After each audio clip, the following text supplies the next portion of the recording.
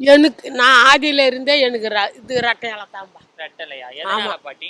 எனக்கு எனக்கு பிடிச்சவங்க ஆதரவு கொடுத்தவங்க நல்லது கெட்டது ஆணத்தை அறிஞ்சு திருடன் கொள்ளை துப்பாக்கி அடிக்கிறவங்களாம் மறைச்சி விடுவாங்க.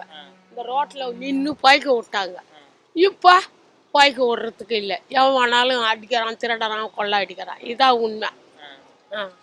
இப்போ அவங்க ஆட்சி இருந்தப்ப நல்லா இருந்துச்சா? யார் ஆச்சு? ஜெயலலிதா. ஆமாம், அதனால தான் கொண்டுட்டாங்க. ஏதரையாப்பா ஃபஸ்ட்டு 5 வருஷம் ஆண்டா, நீ 5 வருஷம்னா நான் 5 வருஷம், அதுமாரி இல்லை மக்களுங்க. யாராச்சும் வரலாமே? வரட்டும். யாரை சொல்லுவீங்க அப்படி? நான் சொல்கிறேன், நான் அதே தான்.